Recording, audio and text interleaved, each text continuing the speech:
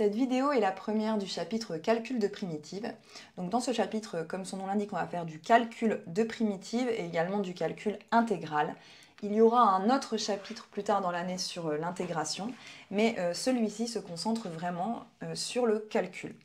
On va commencer par revoir la notion de primitive. Donc c'est quelque chose qui est vraiment essentiel en mathématiques, qui sert donc pour le calcul intégral bien sûr, mais également pour la résolution d'équations différentielles. Donc c'est vraiment important de maîtriser le calcul de primitive. On va commencer par des notations. On va noter C de i dans R ou C0 de i dans R, c'est la même chose, l'ensemble des fonctions continues de i dans R, avec i qui est un intervalle de grand R. On peut noter aussi C0 de i dans C, l'ensemble des fonctions continues de i dans C, donc à valeur complexe. On note également C1 de i dans R, l'ensemble des fonctions dérivables dont la dérivée est continue.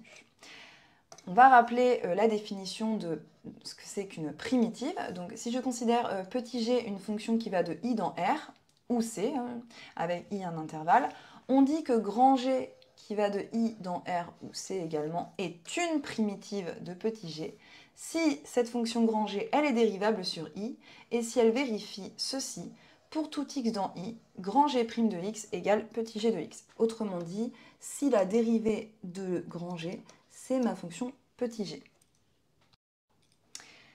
Quelques remarques sur pourquoi on dit une primitive, parce que si vous avez grand G qui est une primitive de G, alors si je prends n'importe quelle constante et que je fais grand G plus C, c'est également une primitive de petit g.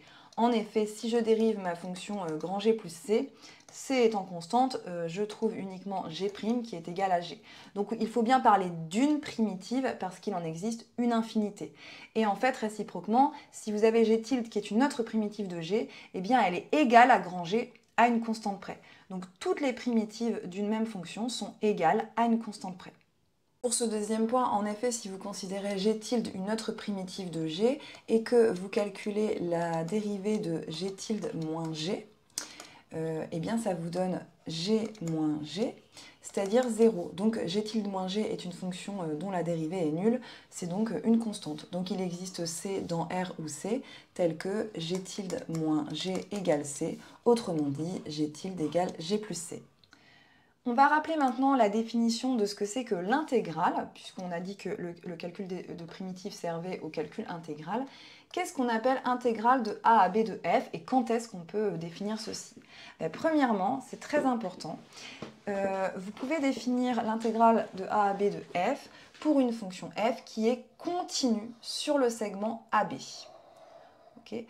Donc à chaque fois que vous allez avoir du calcul intégral à faire, la première chose à faire, c'est dire pourquoi c'est bien défini cette intégrale, c'est-à-dire rappeler que la fonction, elle est continue sur le segment que vous considérez.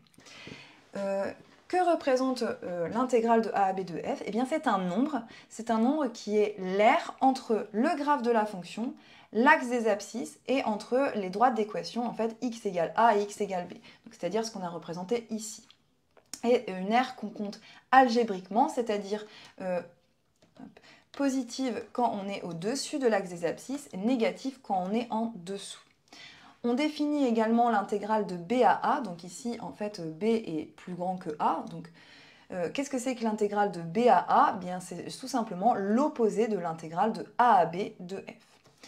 Également dans le cas où f est à valeur complexe, on peut définir l'intégrale de a à b de f, et dans ces cas-là, on se ramène à des fonctions à valeur réelle, c'est-à-dire la partie réelle et la partie imaginaire de ma fonction, en définissant l'intégrale de a à b de f comme l'intégrale de a à b de cette fonction, qui est une fonction à valeur réelle, plus i fois l'intégrale de a à b de la partie imaginaire, donc qui est une fonction à valeur réelle, à condition que vos deux fonctions ici, bien sûr, soient continues sur le segment AB.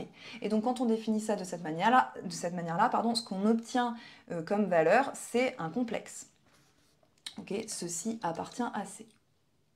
Donc on a dit que les primitives, ça allait servir dans le calcul intégral. Alors, mais comment? Parce que le calcul intégral, a priori, c'est juste géométrique, c'est un calcul d'aire. Et en fait, on va le relier à la détermination de primitives, qui est quelque chose vraiment qui fait partie de l'analyse. Donc comment on relie la géométrie, le calcul d'aire, à l'analyse, eh bien c'est le théorème fondamental de l'analyse qui le fait. Comme son nom l'indique, ce théorème est fondamental, il faut bien le comprendre. Alors, ce théorème nous dit que si je prends une fonction continue de i dans R, ou alors éventuellement de i dans C, où i est un intervalle, si je fixe un élément a de i, de mon intervalle, eh bien l'application qui va de i dans R et qui à x associe l'intégrale de a à x de f de t dt, c'est-à-dire en fait cette intégrale-là en fait, okay, où x ici c'est la variable de la fonction, donc il peut varier dans grand I tout entier. Alors, ce théorème nous dit cette chose, c'est que f est une primitive de petit f. Plus précisément, on sait qu'elles sont toutes égales à une constante près, mais en fait ici il s'agit de la primitive, l'unique primitive qui s'annule en a, c'est-à-dire qui vérifie grand f de a égale 0. On ne va pas dans ce cours démontrer ce théorème, on le fera plus tard dans l'année, mais je vais quand même vous donner ici une idée de la démonstration. Donc on veut montrer que grand f est une primitive de petit f, c'est-à-dire qu'elle est dérivable et que pour tout x, j'ai grand f' de x égale f de x. Bien pour cela, en fait, on revient à la définition avec les taux d'accroissement. On va regarder la limite. Si elle existe, du rapport f de x plus h moins f de x, le tout sur h, et ceci quand h tend vers 0. Je vais réécrire ce que c'est la définition de f de x plus h et de f de x. C'est l'intégrale de a à x plus h de f de t dt moins l'intégrale de a à x de f de t dt. Et dans ma première intégrale, je vais utiliser la relation de Chasles pour dire que c'est l'intégrale de a à x plus l'intégrale de x à h. Du coup, en enlevant f de x, eh bien, il me reste uniquement cette intégrale-là, donc l'intégrale de f de t dt entre x et x plus h. Alors en effet, si je reprends le dessin ici, à quoi correspond f de x plus h? Eh bien, c'est l'aire sous la courbe comprise entre a et x plus h, donc c'est tout ça. Et vous enlevez à ça f de x, j'enlève donc toute l'aire comprise avant x, il me reste bien effectivement que ce petit bout d'air là, c'est-à-dire l'aire sous la courbe comprise entre x et x plus h. Eh bien, si je regarde cette aire, en fait, à quoi elle est égale? Elle est égale à l'aire de ce rectangle ici, moins le petit bout qu'on a rajouté pour justement dessiner un rectangle. Ainsi, l'intégrale entre x et x plus h de f de t dt, ben, je peux l'écrire comme l'aire de mon rectangle. Alors, la largeur de ce rectangle, c'est h, et la hauteur, eh bien, c'est f de x. Donc, l'aire du rectangle, c'est h fois f de x, et moins un petit quelque chose qui dépend de h, qu'on va appeler ici epsilon h. Votre fonction, elle est décroissante, donc là, c'est l'aire de votre rectangle, elle est plus grande que l'aire à calculer. Si vous aviez une fonction croissante localement, vous auriez eu un plus, enfin, peu importe. Puisque dans tous les cas, ce qui se passe, si je fais tendre h vers 0, donc ici, x plus h se rapproche de x, j'ai l'aire dessinée en rose qui va se rapprocher de plus en plus de 0. C'est-à-dire que l'aire entre x et x plus h se rapproche de plus en plus de l'aire du rectangle. Ainsi, si je reprends mon calcul, f de x plus h moins f de x, le tout sur h, eh bien ça va être presque égal à l'aire de ce rectangle, en tout cas quand h tend vers 0, le tout divisé par h, et on a bien effectivement f de x. Donc c'est pas une démonstration, là ce qu'on vient de faire c'est juste une idée de la démo, et c'est ça qu'on fera plus tard dans l'année. Pour finir avec ce théorème, on a dit que c'était la primitive de f qui s'annule en a. Bien en effet, si vous calculez avec cette définition f de a, c'est l'intégrale entre a et a de f dt dt, donc c'est une aire nulle en fait, donc ça vaut 0.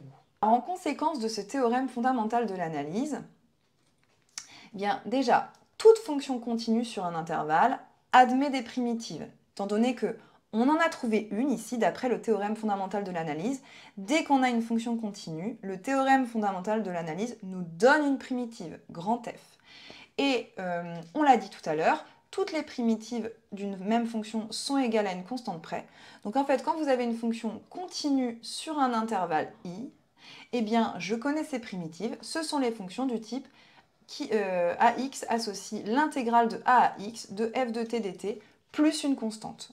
Ou bien sûr ici votre a c'est quelque chose qui appartient à I.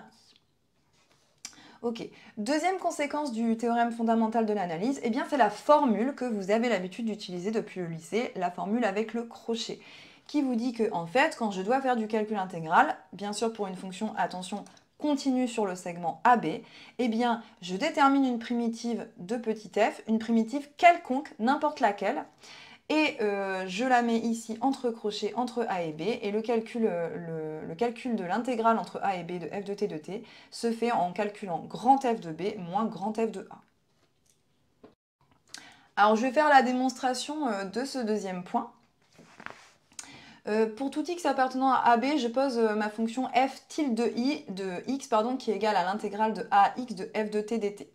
F est continu. D'après le théorème fondamental de l'analyse, grand F tilde est une primitive de F. Et d'ailleurs, il est plus précis que ça. Il dit que grand F tilde est l'unique primitive de F qui s'annule en A.